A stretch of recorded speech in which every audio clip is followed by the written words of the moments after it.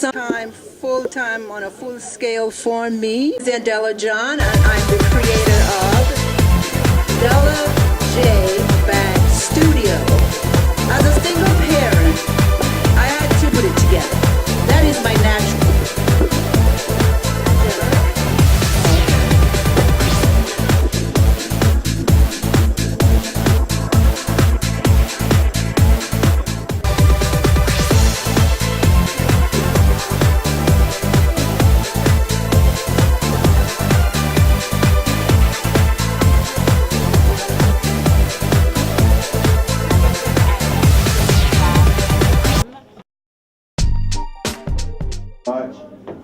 What you just did was called the elevator pitch. And if we had actually asked you to do an elevator pitch, most of you probably wouldn't have done it, right?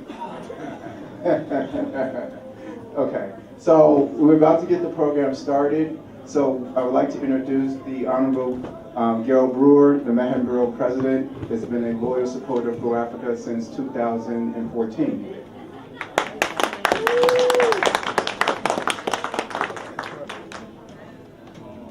Thank you very much. I'm Gail Brewer, Manhattan Borough President. Entrepreneurs are much more interesting than politicians, number one. And number two, I want to thank Dr. Denny Beach for being a wonderful member of the community, leading the African Expo. But more importantly, he's a member of Community Board number 5. That's probably more work than even putting the Expo together.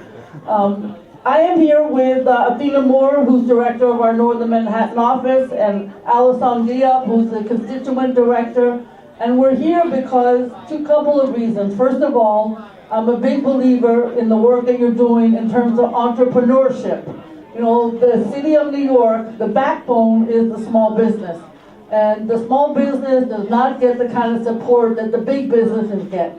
And I could go on and on about how we're trying to change and be supportive. We had a press conference yesterday with all the grocery stores in New York, because if they continue in the way they're going with their 1% margin, we're not going to have any grocery stores left in the borough of Manhattan anyway. So we have to find a way to be more supportive, and that's why this expo is so important. We've also worked a lot with the African community. We were very honored to host with members of this community, the new president of the Gambia recently, and we were also very, very supportive of trying to find ways, as I indicate, whether it is some of the small stores on 116th Street or ways in which we can be helpful to the small business. This is a really tough economic time, and we also are working with the African Council Generals, because many times they can give support to the community, and we can help them help the community. So these are just some of the ways in which we're trying to find ways to be your liaison. Go Africa, however, is perhaps the best way to do that. So I'm here to say the African community is growing. It's one of the fastest growing communities in the city of New York. That's a really good thing. We also met recently with a wonderful organization that is working called Park to Park, Harlem Park to Park. And what they're doing is taking like Whole Foods and making Whole Foods work with the entrepreneurs in Harlem. So we have to find ways over and over again. When the community is changing, not something that I love, but it's reality, how can we make sure that every single person who lives here or put this community together can benefit at the same time? And these are the ways and the partnerships that I hope we can be helpful to you. It is a huge honor to be here today. Alison Diop and I have been working on these issues for a while. We have a district office on 125th Street, first borough president, not to be in a tall building. We want to be accessible. And so 431 West 125 is where we are. So I am here, according to Dr. Beach, to say, welcome, the expo is open, but remember, entrepreneurs are better than politicians. Thank you very much.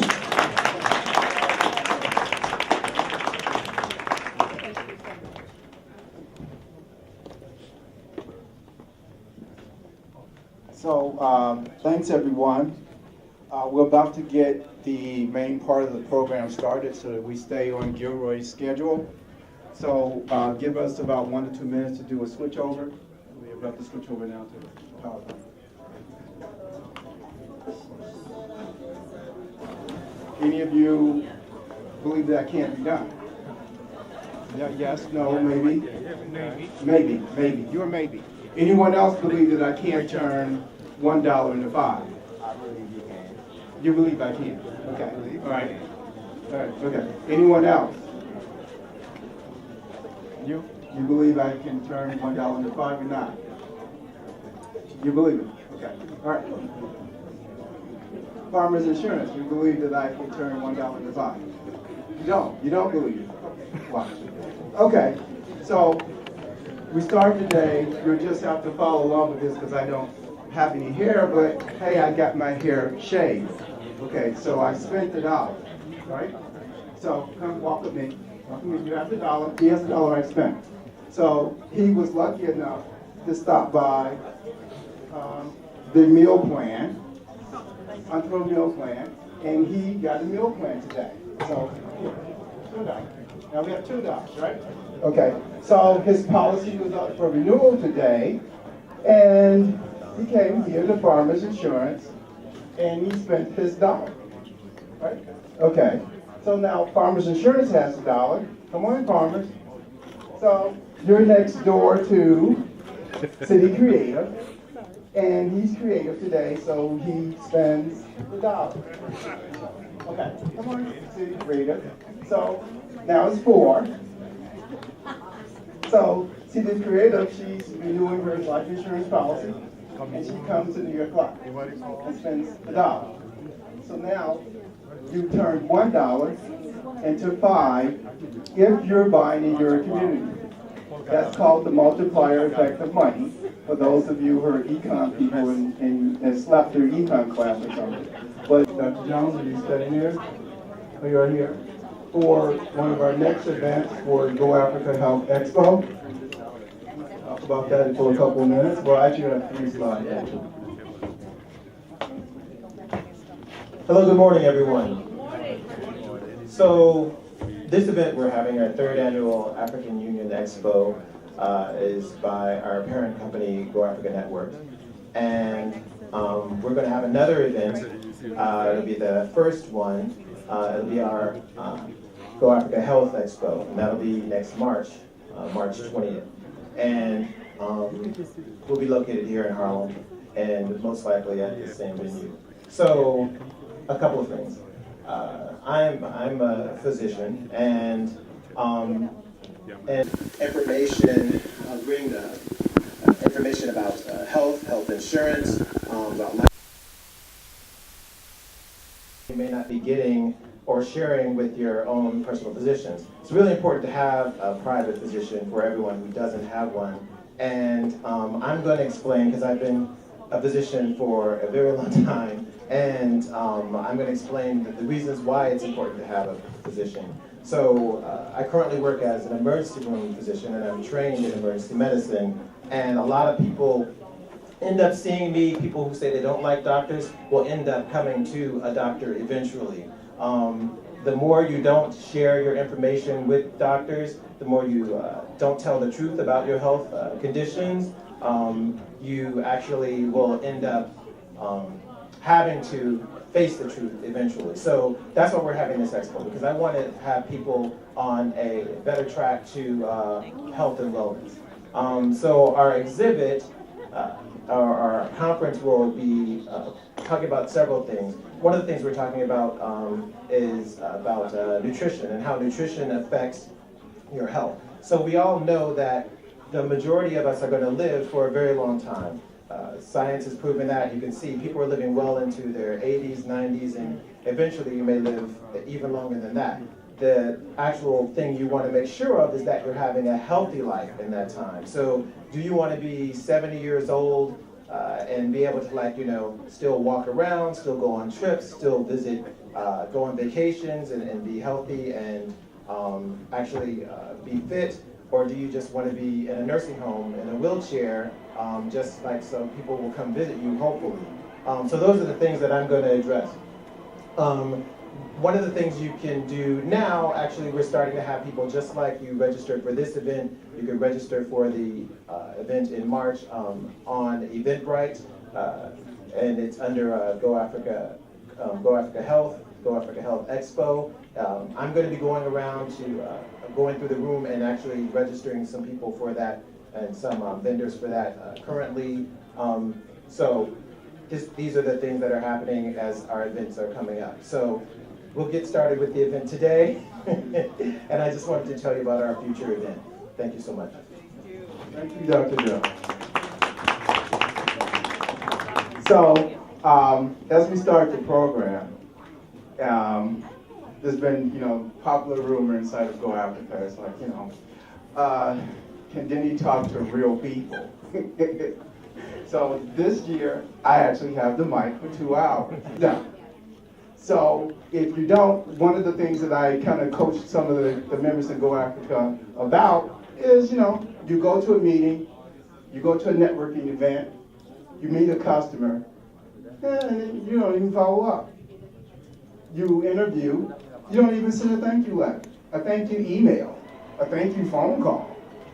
Not following up really hurts you because the person thinks you don't care, you think you're not important enough, or etc. Or you could find an opportunity.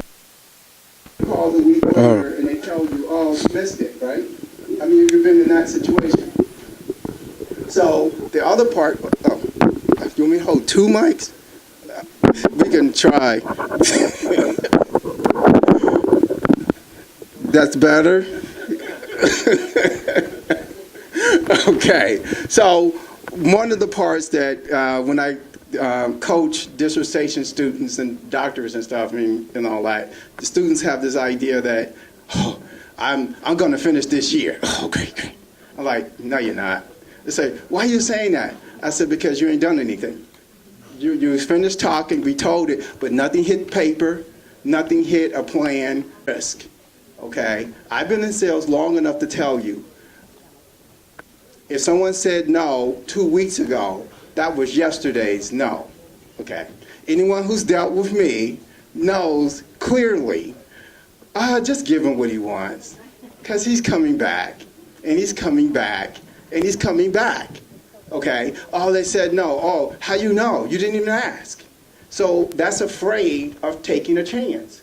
And if you could do something that's not going to kill you, then do it. Why do you not do it? What you're afraid of? What's going to happen? Or you could put your destiny in someone else's hands and they lay you off or something. And I asked the person, wouldn't you feel better if you got fired just because it's something you did? Believe me, I've been fired because of something I did. Okay, I felt better. Okay, I was told specifically, Denny, you did this and you are gone. Okay, done. There was no layoff. There was no anything. So that to me, I felt better because I knew what I could improve, right? Because that was in my control. So also the other part is thinking and planning only in the short term, meaning you've made a ladder with 3 stairs on it on purpose. You didn't think what would happen if you did succeed. And so if you think big and you win, that's fine. I had a rich person back in my youth told me, I was, if you can remember someone with pop bottle glasses, working on something for someone, and he's just sitting there working on a proposal, and I came up with 3 scenarios that he told me to come up with. And the last scenario, I had him losing money, worst case. And he basically said, oh no, you did this wrong. Rich people, we can't lose money. The worst case scenario, we still win. Does that make sense to anyone? And that was a hard-fought lesson that I learned, was that even if you try, you should have in your plan, worst case, you still got something, right? Does that make sense? I've said things to the people in Go Africa and stuff, some things they thought it would happen sooner, and I told them it wasn't going to happen at all. If we got that, we're lucky. And when we got it, he says, okay. I said, well, great, then we move on. So the other part is simply not being organized and keeping track of information. We're going to cover part of that today. So as I said to Gilroy, can I use you as an example? Okay, all right. So, the tool Evernote, okay. He's senior operations manager, meaning he's running everything, right? So in Evernote, he put all the notes there, passwords and everything, and guess what he lost? The password to Evernote. Is that true? Right? So he lost it. Evernote, he lost it. And I just laughed and said, okay, what do you want me to do? I can't recover the password. So if you're organized and you have the tools, and you can organize anything whatever your way. I have it my way. I put things by date. I can remember anything by a date. So my notes read by date. You adapt a system that works for you, that you can find what you're looking for, okay? In academia, when we're teaching, and someone plagiarizes, would you know why they plagiarized? They had good intentions. I usually believe that. Now I had a couple of students that didn't have good intentions, but usually they plagiarize because, oh, I couldn't find the reference. And that's how they plagiarize. And if they're telling the truth, you'll eventually figure it out, but generally not being able to find what you're looking for, finding that person's number, finding someone that's important, and you're looking, and you can't find it. So if anyone been in that situation, raise your hand. When you look for something, and it was important, and you said, this is important, but you somehow lost it, right? And who did you hurt? You only hurt yourself. So other is the most common one, making up excuses for not doing something. That I call that the person in the mirror moment, because you tell everyone all these excuses as to, oh, why you didn't do whatever. But you look in the mirror, you know the truth, don't you? Right? You know what you did. You made up this other story for everyone else. But the truth was, you came up with an excuse, you just didn't want to do it or whatever. So also, see, let's not leveraging. Oh, not leveraging, we'll come to this at LinkedIn. But usually I said to people, and it happened to me personally, I had to get involved, to finish my dissertation, I had to call my ex-wife. But the issue is that you have the resources generally sitting right in front of you. But for some reason, I can't do that. The neighbor next door, someone else, someone you hate, but they actually do know and can help you, right? Sitting right in front of you. So it's like someone's playing a cruel joke on you, right?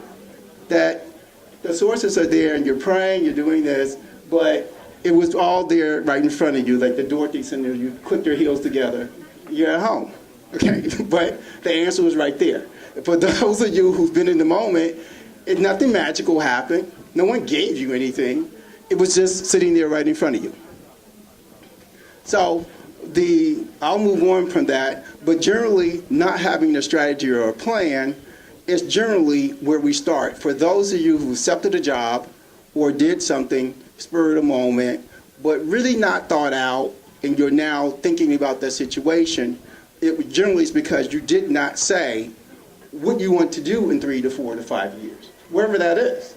So if you have a plan, then you know every decision, major or minor, is leading you to succeeding in your plan, provided you don't move the goalposts, right?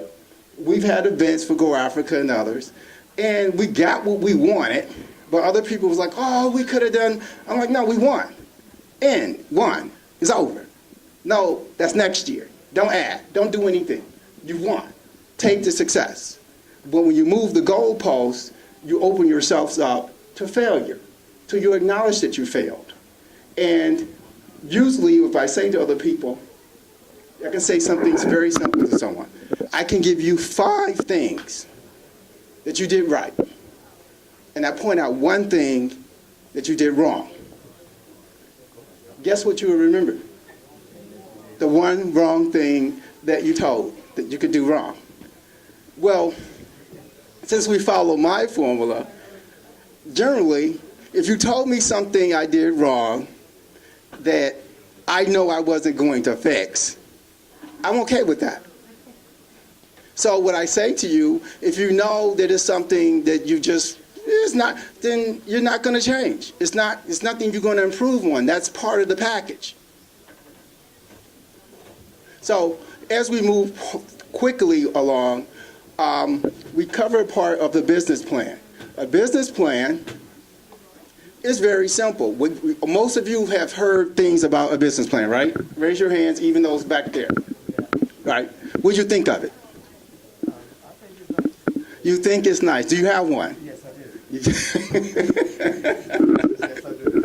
Okay. You think it's nice, so you're working on it. So, have any of you found a business plan to be intimidating?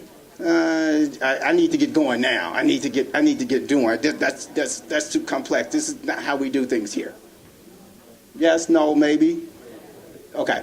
So, part of a business plan is you just want to jot it down. You have to start somewhere.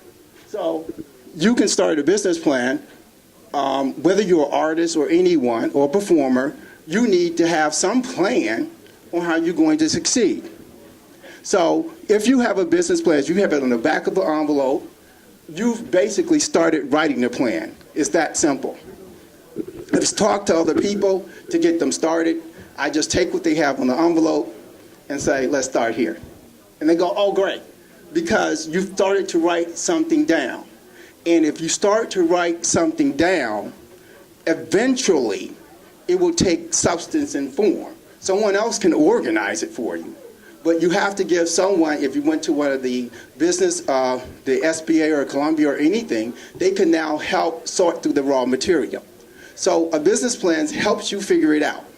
And Gilroy and others that work with me know that Denny phrase is, okay, what could it be? It could be selling manure.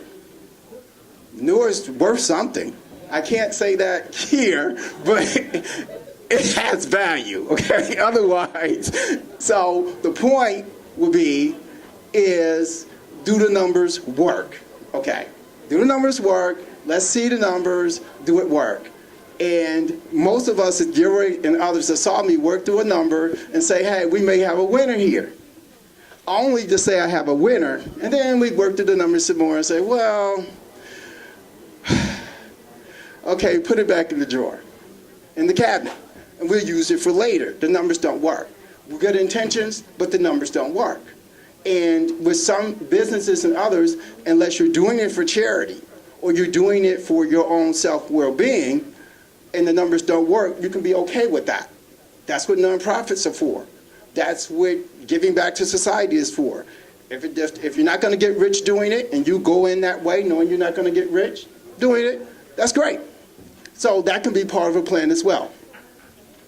So once you have started the plan, you can go through some of the forces of capital, some of the aspects of resources, personnel, others. The first thing I start with someone when they have a business plan is, okay, write down the resources you need to win. Let's play a game. Let's just write that down, okay? Do you have the resources in your wherewithal to succeed? If you do, then you have everything.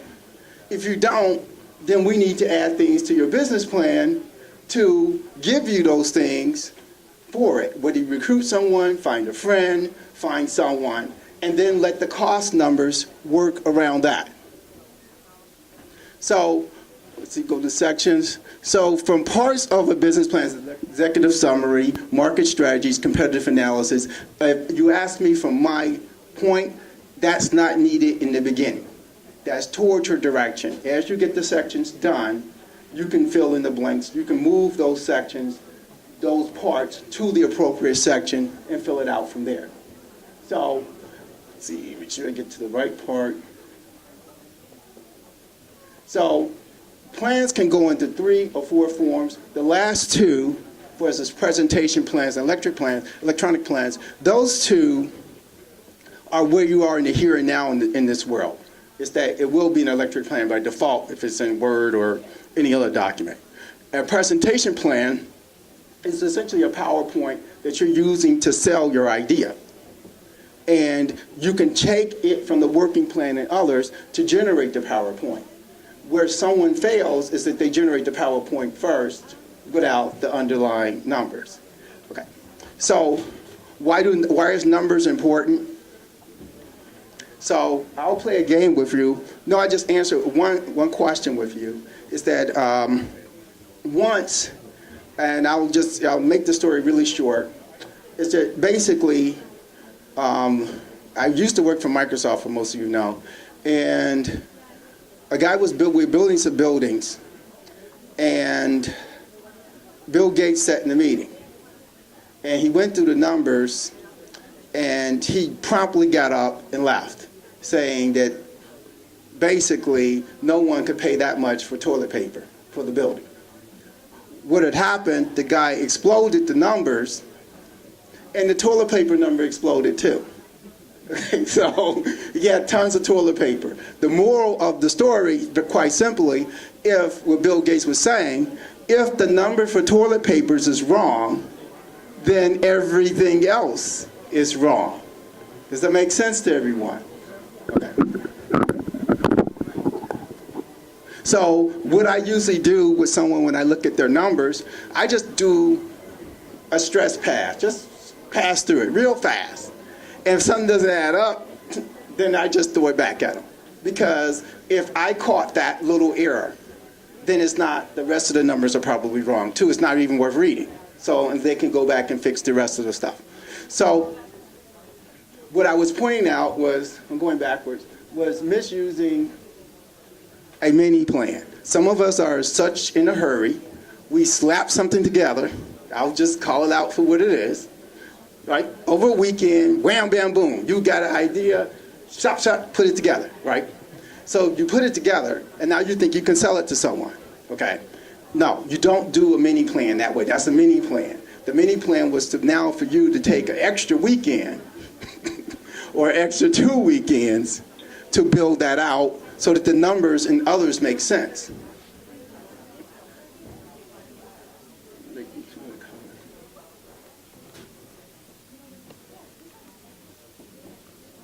So what we did on our website and others, here's a link for those of you who felt like in the business plan that, oh, I don't have the money for that. Oh, I don't know where to start. Any of you said that? Yes, no, maybe? Yes, okay. Got you covered. Okay. You can go to the Microsoft site for templates. Free. You look up what type of business you're doing. You could be an artist, independent contractor, or whatever. You will find a specific template for free. You can also go to the SBA and other sites that will have templates for you. You can also go to Columbia and other of the businesses and tell them, and they will customize and give it to you, essentially, for free. So now, as we move forward for as a business plan and other aspects, are any of you familiar with intellectual property, or you even know what it is? Yes, no, maybe. So I'm going to try to move, and we'll see if this keeps up. If not, you would have to hit the key. Okay. So, you familiar with intellectual property? You know what it is? No? Really? Okay. Any of you familiar with intellectual property? Yes. Okay. What? In what aspect? It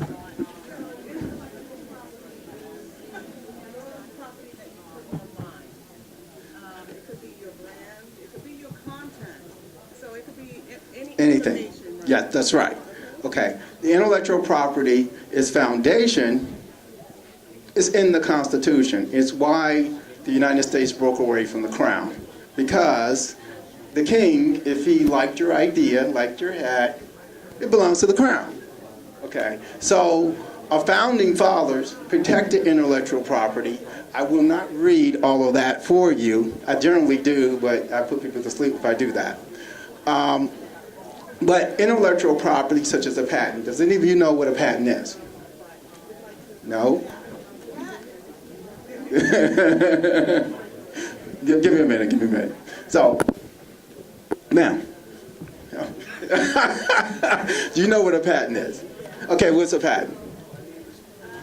It's really kind of proof and a record that you invented something and that it belongs to you. No one else could make it or copy it. Yeah. No, you want to, okay. We'll get it, yeah, you can say it.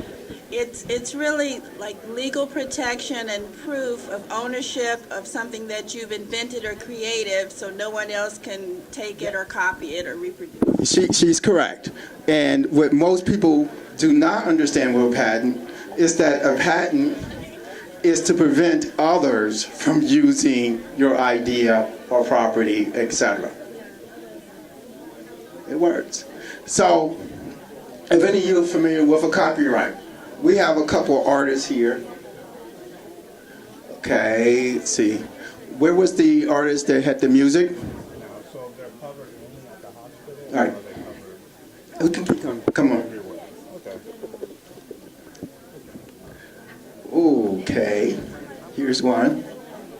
So, copyright. You're an artist. Great.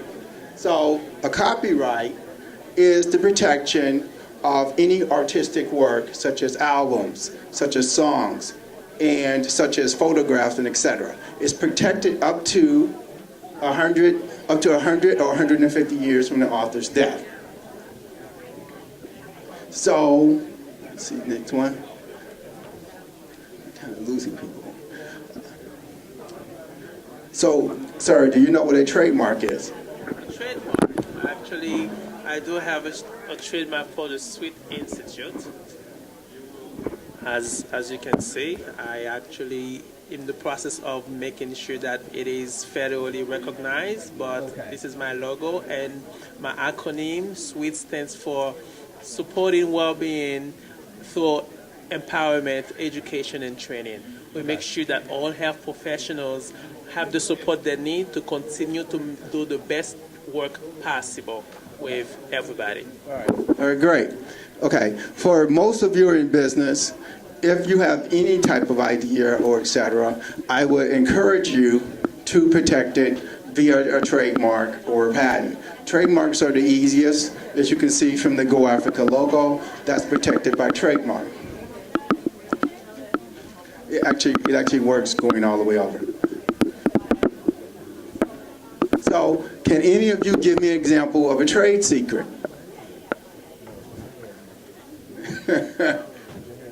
Sounds very obvious. Most of you know, but are afraid to say what a trade secret is. Huh? Okay. Any guesses? Any guesses? Coca-Cola Kentucky Fried Chicken. Yes. Is a trademark, is a trade secret protected legally? Yes. So what happens if the formula for Coca-Cola ends up on the internet? What could Coca-Cola do? Really? Are you sure? No. Okay. A trade secret goes by the phrase of a trade secret. If you heard the phrase, if I told you I had to kill you, that's exactly what they mean. Because the trade secret, the best way to protect the trade secret was to keep it secret. Okay, because if you produce it as a patent, the patent would expire in 15 years or so. So the only way to protect the trade secret is to not give access to the trade secret and only have a couple of few, but there's no legal protection to the formula for Coca-Cola. So technically, yes, if you found the formula of the Coca-Cola, you could actually file for a patent for it, if you found it. But you'll lose it in 15 years, but hey, that was better than normal. So, as we move forward, you can see there's some method to the madness. Yes?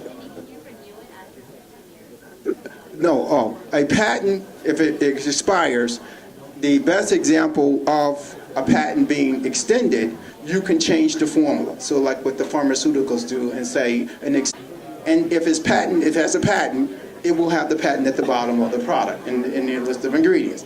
And you can now take that patent number and look and see when it will expire, or look and see when it will be added to. So the further add to your question, to Jennifer's question, was you can actually make an invention on top of a patent.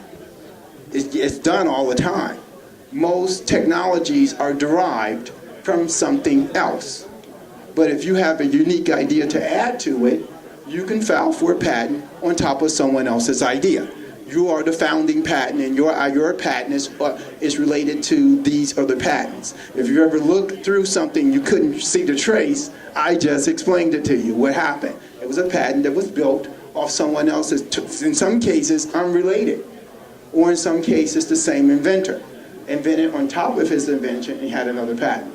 So in academia and other circles, that's the cruel joke. The person says he has 400 patents, and we go, yeah, right, but really they all started from 10, and you just added on. That was kind of easy, right? So as I move forward, let's see, I'm going backwards to, yeah, got it.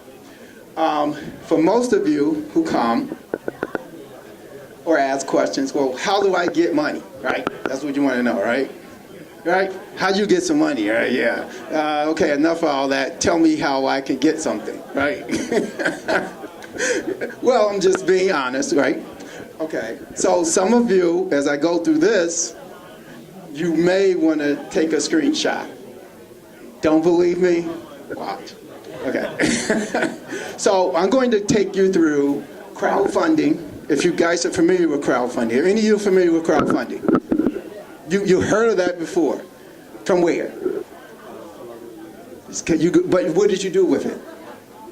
I just started, so I haven't done anything with it yet. Oh, you just started. You just started, and then done anything with it yet. Which one did you hear about? They just talked about crowdfunding. They just talked about crowdfunding. Okay, so we did that one better. We're going to talk about crowdfunding in 3 separate categories. Okay, for those of you who are listening and others who can't follow because they're doing something else, I said 3 separate categories. The first category is the free category. What? Yeah, free. Yeah. So Indigo is a crowdfunding site, and here are the terms. It's for technology, film design, and eco-friendly businesses, and it's hard to stand out on such a site. The charges are a 5% cut for what you raise, right? That's how they make money, from you making money, get it? Crowdfunding. So crowdfunding works off the concept is as follows. So, sir, you said you heard about the crowdfunding site. You just started your business, right? Okay. So you've talked to people about giving you money, right? And they go, oh, I can't come in for that much, right? That's a little steep for me. Had you had a crowdfunding site, they could have gave you $10. Oh, yeah. You're still looking at that from Colombia, right? You still, okay. Okay, how much can you raise? You can choose all or nothing or keep what you raise. For example, you could say you're raising $5,000, but you only got 2. And for this particular site, you stop. You can turn it off, or you keep what you raise. There are other sites that are all or nothing. So here's an actual picture of the site. For those of you who have phones and all that, say, I didn't catch all that. 1, 2, 3. Okay, Kickstarter. Most of you should have heard of Kickstarter, okay, but didn't quite know how to engage. Okay, Kickstarter has the same rules, with the most important one being it's all or nothing. So, with those of you with delusions of grandeur, saying that you want to raise $1 million for free, I wouldn't advise that you put that up on the site, okay? Because what will happen, Kickstarter will get the 5% cut from the people giving you money, and then give them back their money and keep the credit card fee. That's how they make money. So here's again, see what I did? See? 1, 2, 3. So what about Tilt? Tilt is a little cheaper than most of the sites, still the same fees, but again, it's all or nothing. Making sure I get to this one. So most of you, some of you are artists, you know someone's an artist, right? Right, and the artists are a little short a little times, right? Sometimes a little short, like, okay. Cash and them don't quite stay together too long, right? Right, okay. So if you know someone who's an artist, got that little album that they need to get out, okay, but can't get picked up, has this little artistic work that they're attempting to do, this site is specifically for artists and creators. How about that? Isn't that great? A site just for them, right? For their idea, for everything.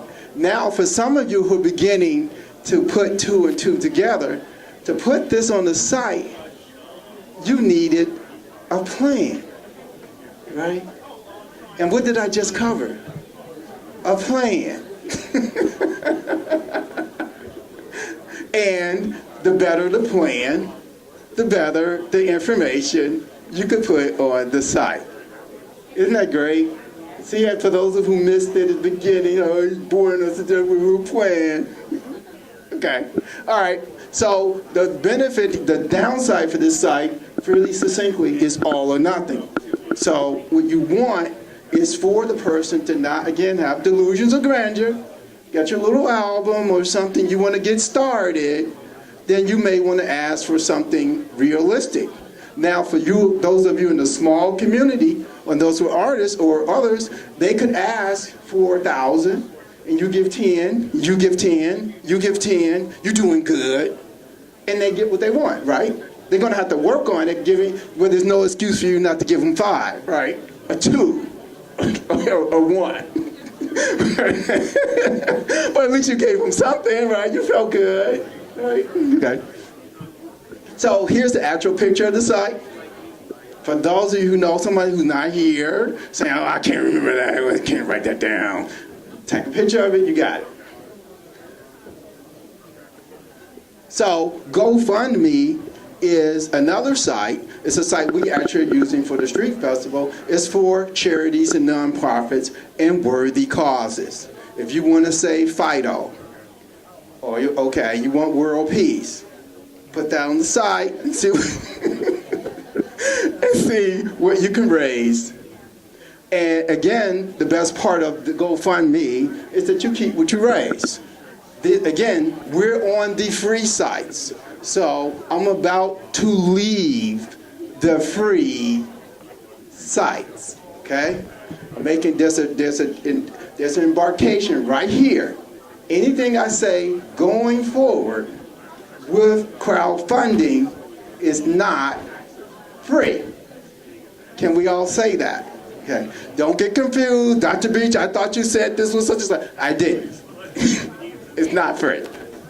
Going forward, it's not free. This is the top 5. Now we're going to the loan sites. Okay. That if you, again, to apply for one of the loan sites, you may need a plan. Just a little one. Okay. And in this site, this is where your credit scores now matter. So most of you have either gotten mailing or something from a site. The reason we mention these sites is that they could be easier for you to get some funds than a bank loan. If you're uncomfortable with that or if you've been denied a bank, as some fellows in loan sharks and others will tell you, and I've told someone before, someone will always write you a loan. Just how much you're willing to give for it, right? And usually you find the terms too unpalatable, and you go, okay, I can live without that. That's my caution to any of the loan sites, is that if you do the numbers and the payback, they make it very simple. If you can't pay it back, you don't take the loan. Then the numbers don't work for you. That means that you need to go back to your little business plan or your plan. I didn't mean to say that any of your plans were little. I did not say that your individual plan was little. What I'm saying is that if you go to Lending Club or other sites and the payback schedule doesn't work for you, your model needs to change. You need to come up with another revenue source in your business plan to make the numbers work. That's where making the numbers work means. You can see from here, at least up to 650 in your credit score, and the average interest rate is 5 to 3%. The better your credit score, the less you ask for, the more likely you'll get approved. My sage advice, don't have delusions of grandeur. Things are built on trust. Believe it or not, okay, will you loan someone $35,000 right now? Will you give me $35,000? Would you give it to me? I'm qualified. I may pay you back. So, what I'm saying is that you may have been better off asking for two and paying that back first. Then they know that you will pay it back, okay? One of my customers used to be City Cards. City Cards is big, okay? What is the criteria for lending for a lot of companies? It's very strategically focused. I had a friend, I won't name him, he's a doctor, never even paid me back, okay? Got a Mercedes. And I knew he got the Mercedes because they estimated he always paid his car note on time. That's why when you apply for certain loans like real estate and stuff, they ask you for your rent payments because they're trying to see who you pay first. So it works the same methodology and formulas for other sites. They're going off trends. So if you borrow 2 and you pay 2 back, you might get 5 next time. You might get 10. It is that you're growing, and now they trust you. See how trust works? And you also realized you need to change some of those numbers and raise your prices for this loan, right? Because you took the 2, but now you can see how the numbers are working, right? The numbers are working for you, and you're figuring out your own little way, and you'll make it. Same with the other side. See, screenshot, you can take a shot, see, the Lending Club, that's what it was. So another site's Prosper, same terms, and again the score is off your credit score. So as other advice I've given people, even if they first apply and go, they're charging too much. You know what I say, don't you? They just approved you. When you were complaining about not getting approved, now they approved you. So take the terms, because if you could pay it off, you would get better terms the next round. So here's the site. So the funding circle, same thing. Funding circle, annual revenues, they want to see more of your business and others. The limit is 150, meaning far as in business. See the same credit score criteria, but it's lower. 620 instead of 650. In the loan rate, it can be difficult to qualify, and the rate could be pretty high. Anytime you're crossing that 13 to 12% is pretty high. So Kiva, so that's a got you item. You paid attention. Kiva's free as far as interest is concerned. You still got to pay back the loan, but it's free. There's a little catch with Kiva, 2 catches. First catch, it's only $10,000. So they self-limited your delusions of grandeur. Okay. Second, you also have to be a good social citizen and give $25 to someone else before you apply. My advice to others, give the $25 at least 2 or 3 weeks before you apply, so it could make it through the system, so they can see that you gave, and not 1 minute, 25, next minute your loan comes through. For those who ever sit in systems, that's just the funniest thing to look at. You just see it and you go, right. Okay. So again, here's the Kiva site. Realty shares. So I put this in here just in case, you always have someone, you're having an event. I'm too big for that. That's a little small for me. Okay. Real estate. Crowdfunding in real estate works for all the other reasons that a lot of the sites are harder. Real estate of all loans is one of the easiest that people like to write for the following reason. If you don't pay, we get the property back. See how that works? It's not going anywhere. So on the internet with crowdfunding, it works. You can be approved for as few as 10 days for residential fix-ups and for buying commercial real estate. So it's a more fluid market than a given bank or a mortgage broker. But specifically, if you're doing fix-ups and you're flipping something, the numbers, again, we're back to your business plan, work, right? Obviously, if you went to Realty Shores, and I was telling someone this just on Sunday, believe it or not, we're talking on Sunday, is that something like this works if you're really going to flip the house, right? Or property. Doesn't work if you're going to live there. You can do the numbers. It won't. You won't be there long. It was for you to fix it up and sell it, like it said. Fix up, sell, right? Or commercial real estate, meaning fix up, rent, right? There's a difference. So now these other sites could be a little bit bigger than the audience. There's these equity sites where they have some pros and cons. Oh, I don't want to take out a loan. I want people to invest in me. Great. That sounds good. Okay. Then you're giving them equity. Great. So crowdfunding makes it easier. Now we can start with the number one caveat I said earlier. Now your business plan really needs to be like on point, solid, right?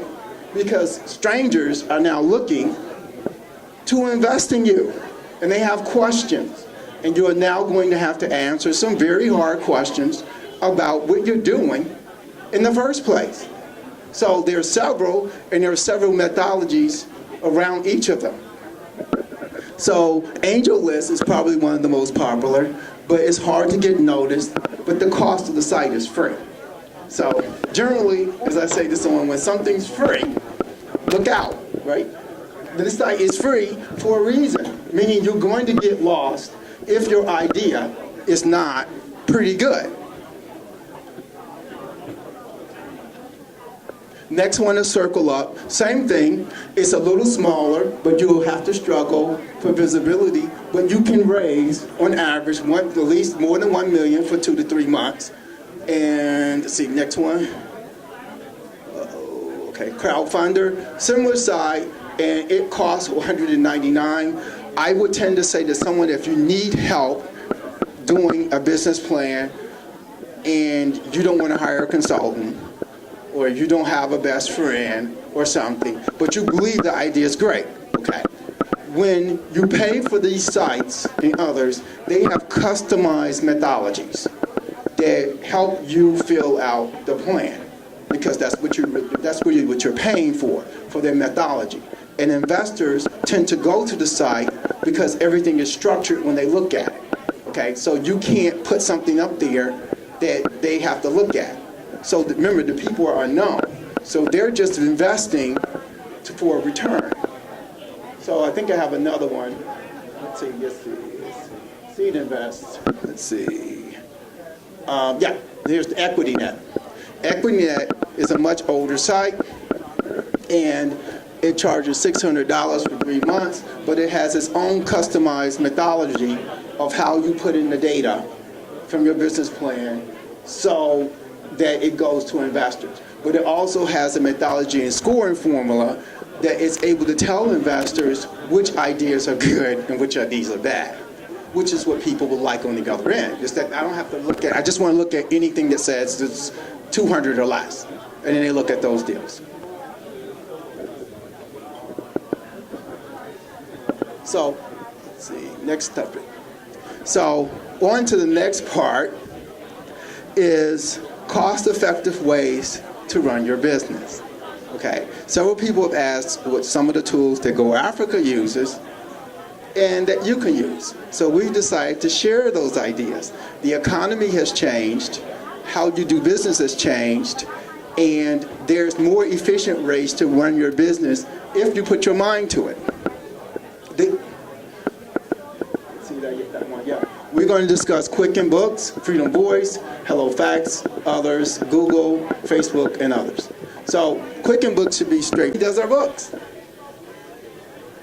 No, like one of the reasons the accountant can't screw you over without going to jail or something, so that's okay. But I'm just giving you the idea that, and I log in, he logs in, we share everything, we connect it to our bank accounts, we connect it to our credit card, so the books are automatically managing themselves. If you're going to use something like Quicken Books Online, then you want to have accounts at Bank of America or Chase, Citibank, or Capital One, or any of them, so that your financials are flowing directly in, including company credit cards or whatever you're having, so that you've made managing your books okay.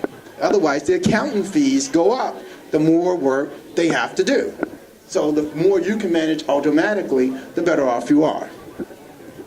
So for some of you who ask, well, how much does that cost?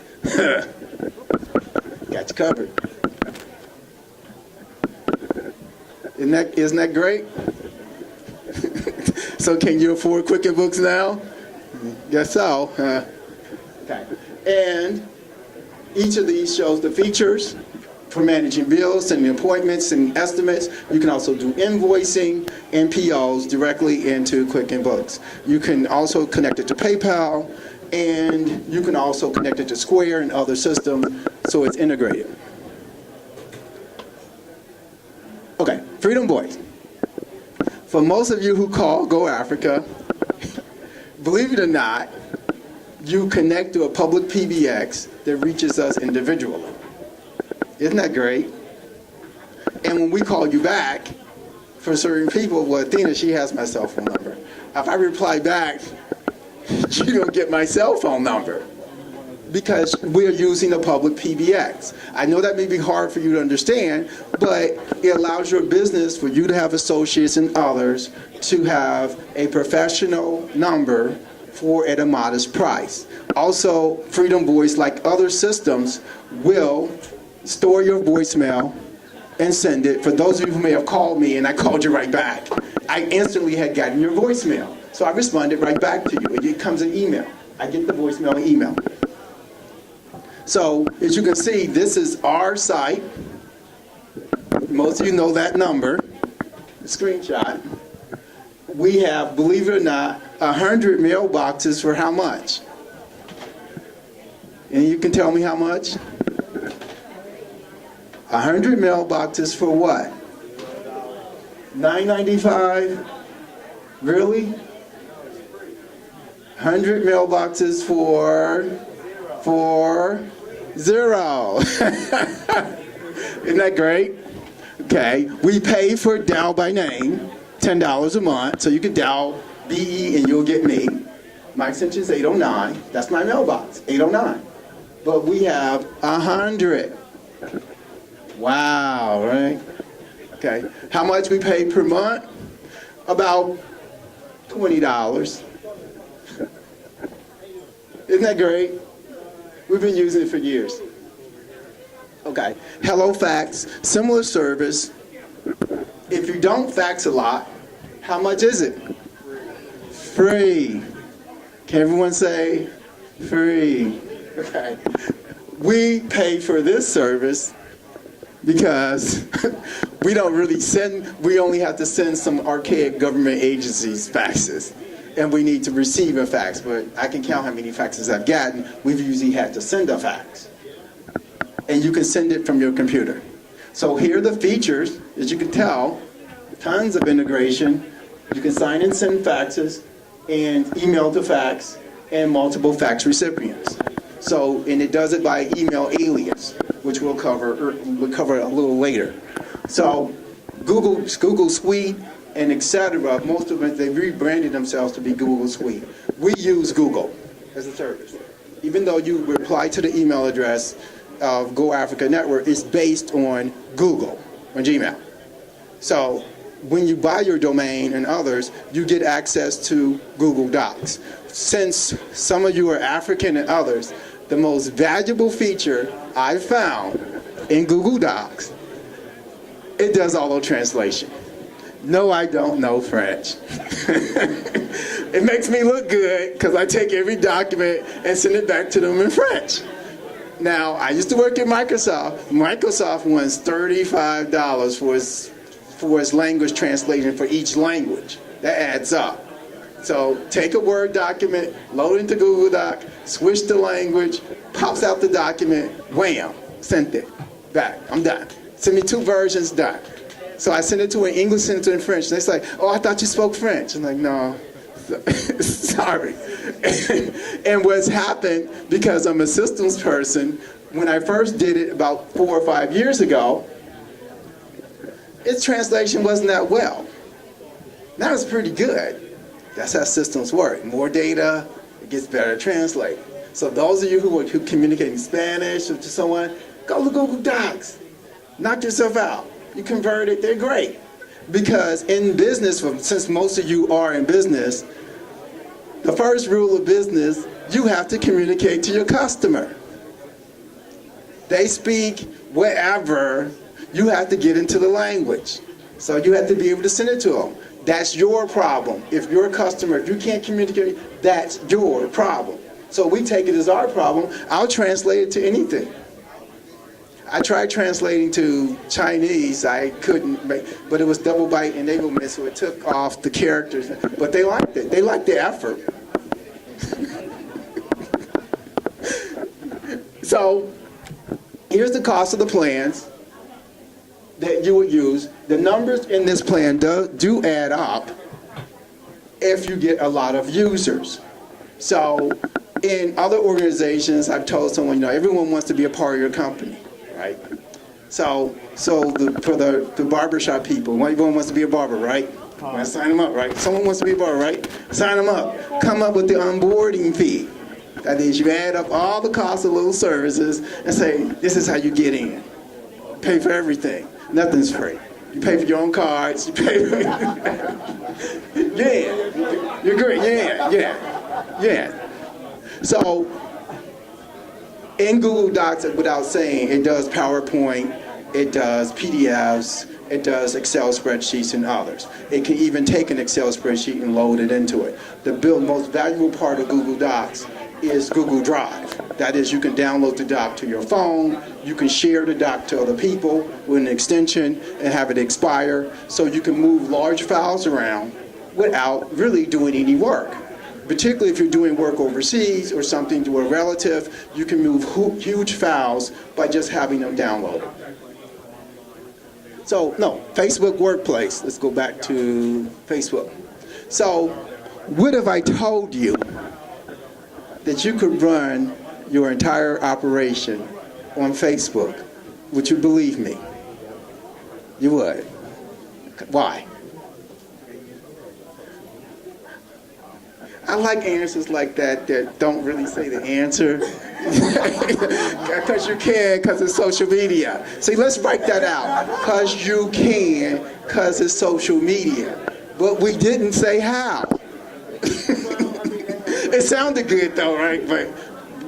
And we looked at it. And I'm like, well, okay. I'm not calling anyone out individually. But without your own business Facebook page, you've limited to someone that you can do. If you follow it carefully in Facebook, you can set up a Facebook page or anything. It specifically asks you when you set up a business what type of business you are. Once you have the services in Facebook, it gives you workplace on your phone, video, workplace, and chat, live streaming, all the traditional things that you've gotten in Facebook. It will even allow you to connect to Azure or G Suite, and it will allow single sign-on. So you can essentially have multiple people, if you know Facebook and pages, access to your page with controls, right? You don't want to give somebody too much control, right? So they have access to your page. We're not individuals, we're a company on our company Facebook page, right? And this is how much it costs per user. $3 up to 1,000 users, then it drops to $2. See, we just said the onboarding fee, you can pay for it. Want to be part? Be great. Here, send money. This is a proof check, send check. Here are the services, different bookings, Microsoft bookings, my time. Oh, that's right. That's what I wanted to do. The hair folks. You.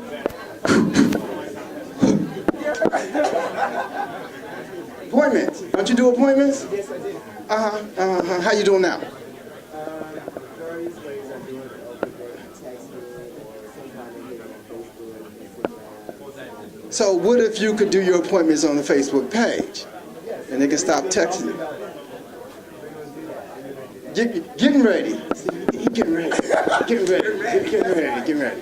Okay. So here's a link. You don't have to use a particular tool. Microsoft Bookings. Here's a list of all of them that you can integrate into Facebook. It's on the Facebook site that you integrate with them. For some of them, it's a charge for the service, but you pay for what you get for it. See? You got 5 barbers, 5 staff, 10 resources, 4 services events, 40 services or events, and 50 bookings a month. Or, 500 bookings a month. You do 500, don't you? Okay. So here's the cost of the plan. I think go back. Okay, that's the cost again. Okay. So here's a sample. See salon. So this is the part where you go with Denny Beach. If I put it up for someone, you book an appointment with me, you're gonna pay before I see you, and you're gonna pay when you cancel. As I would tell someone, I'll just take a sidebar. When someone asked, how did Blockbuster go under so fast? Because Blockbuster's business model was built on late fees. Late fees. Without the late fees, it doesn't work. And so when you stop coming, they didn't get the late fees. Boom, store closed. Square, then you're on Square. Now, if you're on Facebook and they book an appointment, they come to you and they pay with Square, that's fine. But don't go and put this on Square, this on Facebook, this on some other service, and no one knows how to find you. Or you got to look at all 3 platforms at once. You're all into one. As I told someone that one of Dr. Jones and his Instagram thing, I'm like, I can't do Instagram. We can barely keep up with Twitter. So there's no Go Africa on Instagram. Can't do it. Facebook, Twitter. Unless we can find someone to monitor Instagram, no Instagram. It's just too hard to do everything. Now you can pay from some of these services. I'm not putting any service down that says they can do all 3. They can do all 3 very poorly. But they won't be integrated into some of the stuff that Facebook and Twitter does as additive value. So let's see, past that. Okay, GoDaddy. I won't cover too much of this because some of you may not be familiar with GoDaddy, but GoDaddy allows you to buy your domain. Also, you can buy your domain through GoDaddy on Google or on Microsoft's platform. So I'm not pushing a specific platform. What I am pushing is that if you say you're in business, your email address should end in something other than hotmail.com or something like that. Your email address should end as a domain or something. That tells unknown people that you're at least serious about your business, okay? Because if you have another email address, it'd be gone tomorrow. At least we can say with some confidence, well, they at least had to pay for the domain. So GoDaddy is a platform for those who you're just starting. I say that with some caveats, is that, and most of you saw the commercials on the train, get your website up in 5 minutes, right? Get your website up to 15. The caveat, it makes it easy for you to start. When you migrate, they consolidate you, and it's all behind the scenes. You don't do anything differently. And everything works the same, but they allow the bandwidth, the pipe to your site to be large. As you can see, there's the price. Not much. You translate from GoDaddy to the whole other service, and GoDaddy doesn't charge you. All GoDaddy does is renew your domain. Even if you are on Google and you purchase your domain and you move to the service, it's just a change in the IP address, and now you're hosted. It's really easy. I'm sure you've heard it explained much harder. I did my best to simplify it. But essentially, this is what it does. As you can see from the site, what it's saying for $25, you're hosted in the Central, East, and West Coast data centers. So you can't go down. So they've balanced you. If there's internet outage, you will go to another site. Your users will bounce to another site. So, Uber conference. I know that there are several conference calling services out there. So I just picked one. I just picked the one we use. And the one we use works for us. We don't even pay for it. Because since we don't have delusions of grandeur, I just asked the question, well, how many conference calls are we actually doing? If you're a graphic artist or entertainer or artist or good with your hands or programming or etc., you can post your availability and the price of your services. Simple. And that's nationwide, particularly if it can be done over the internet. And you're ranked like on Uber. So if you're good, the world will know you're good, right? Because you'll get a good ranking. And you'll be able to charge more or charge whatever you are, but you'll be busy. So, let's see, logo design. And we all know people who are good at something, but are kind of idling by, you know. So you can go home, call them, tell them to put them on the site. Or if you do what I did, I just took one of my relatives that took the information registered for them. Registered for them, and say, oh, you got him hit. Oh, good, you're busy. Okay, I guess you don't need to borrow anything from me now. Okay, great. Got you covered. Okay. It worked. They're like, oh, great. I said, I'm happy too. So, other site, freelancer. So, again, this exposes them, you or someone, to the outside world. Okay. Now, if you're no good, you also expose that too, right? So if you get good rankings and all that, whether you black, white, or whoever, you're going to get recognized because everyone's going to say, use them. But you broaden the community. They don't have to come see you. They could, but for a lot of it, it's fine. As you can see, the average bid for someone that needs a programmer is $137. So we've used a couple of the services, so it allowed us, as Go Africa, to be pretty flexible, meaning we didn't have to consider hiring someone. Because, as I said earlier, for those who are around, I don't care if elves do it, as long as it's done. It looks good, okay, great. Who did it? Okay, can we find it? Okay, great. That's all I want to know. How much did it cost? That's it. So, I'm not looking for the cheapest price. Sometimes, I'm just looking for what I'm looking for. It didn't matter what price. For artistic design, you're looking for someone who's creative. It didn't matter the price to create something for you. We have the person that does, he's not the best, that does the designs for Go Africa on the bag and stuff. He's the best if you give him time. You give him some time to work on it, he's gonna pump it out. And that works for us because it really wasn't needed. I said, oh, we can wait 3 weeks. Oh, send us a draft every week, and we'll look at it and give you feedback, and send it back. We're not in a hurry. So that's why I'm saying a lot of the things, as you can see, I'm intersecting things. A lot of things that you're in a hurry to do, other stuff didn't matter. That's what he was saying. At the end, that was it. And if he was consistent, that was fine. And I usually tell everyone, that anyone that would listen, is the adage of McDonald's. How many of you like McDonald's? Just how many of you like it? You like McDonald's? How many of you been to McDonald's recently? See. You like McDonald's because it was fast, it was quick, and it was cheap, right? Just say it. You can say. The point was that you know what you're going to get when you go there, right? They didn't change anything, right? That still had that same Happy Meal you bought 10 years ago, right? So the point of, in business, consistency matters. It may not seem like it, but when people know what they're getting, they're happy. Even if they got some, they want something to change. You don't have to change, but your customers are telling you what they like and what they don't want you to change, right?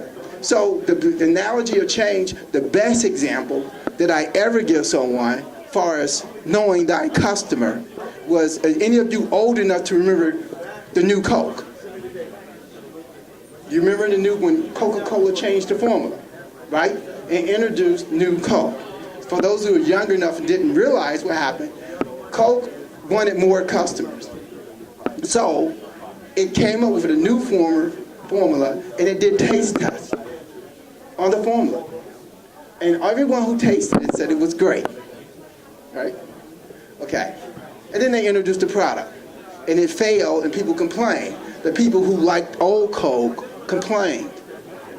The part that they didn't test the new Coke with the old Coke customers.